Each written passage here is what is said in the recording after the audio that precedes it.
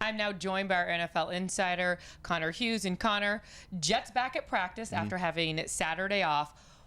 Obviously, Zach Wilson not out there. What's the latest on Wilson? Well, he's on a flight right now to L.A., which is where he's going to get surgery. The Jets are going to do surgery on him on Tuesday, and that's when they're really going to be able to understand completely what is wrong with his knee and just check off every single box of what is wrong, what could potentially be wrong, and all that fun stuff. Because, look, the MRI turned out it's the bruised knee, a little bit of damage in there as well, but they're not really going to be able to know if there's more damage until they actually go in there, they start poking around, and they see. So right now, the Jets are saying 2 to 3 weeks, best case scenario, but they won't know the true recovery time period until he gets that surgery, and he's going to have it on Tuesday.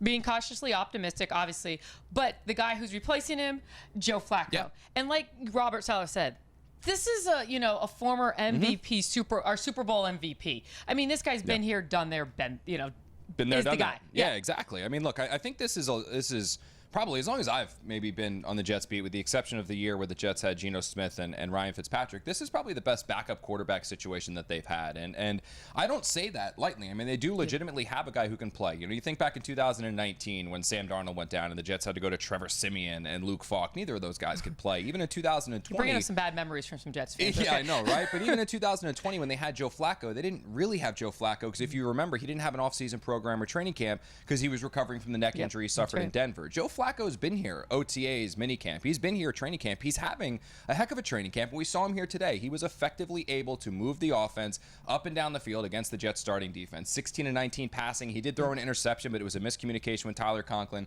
They're gonna eventually erase those miscommunications the more Flacco works with them. So it is a good situation, and it's kind of one of the reasons why the Jets now don't necessarily have to rush Zach Wilson back. Which they shouldn't rush Zach Wilson back, like you said. They don't need to.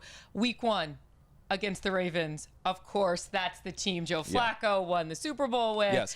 And he was asked, Joe Flacco was asked about that. Does he think about that? He does. He thinks about it a little bit, and I'm sure he's going to be giddy and hoping that he plays in Week 1. And I know for a lot of Jet fans, though, they don't want Joe Flacco to play Week 1, right? They want to see Zach Wilson. But I asked Robert Saleh this up on the podium, and it was basically like when you have an injury like this with Zach Wilson's knee, where it's that 2 to 3 week, 2 to 4 week area of where he could potentially be back, that's kind of circling Week 1 as a potential date. Well, if Zach Wilson's telling himself, I want to be ready for the opener, I want to be ready for the opener, I want to be ready for the opener, well, there's the chance and there's the possibility that as he's recovering, as he's rehabbing, he might try to cut a corner here, cut a corner there, try to push it too far too quick, which could lead to more ailments, could lead to another re-injury. And this is the same knee that he injured last season. Yeah, that he injured last season. So it's almost better to say, you know what, Zach?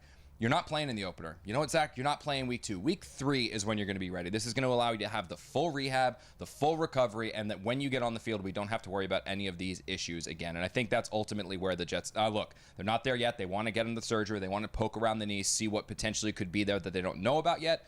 But I think that's what ultimately they're going to do. Zach's not playing the opener, potentially not Week 2, but he'll come back at least by Week 3, or probably by Week 3. And like you say, like we just talked about, you got Joe Flacco. Been there, done that. He's the guy. Cool Joe. All right, and you got to stop wearing the same colors. Yeah, we're matching again. All right, Connor, you got to stop this. Yeah, exactly. Bree, you're going to have to get a better I know, outfit. I said, this is not, and this wasn't even a plan. I had a blue one on before, and last second before I left, I was like, you know what? Let's go pink today. And then we show up, and we're like, oh, no, we did it again. Let's have a better backup next time, all right? Yeah, I know, right? All right, for Connor Hughes, I'm Jeane Coakley.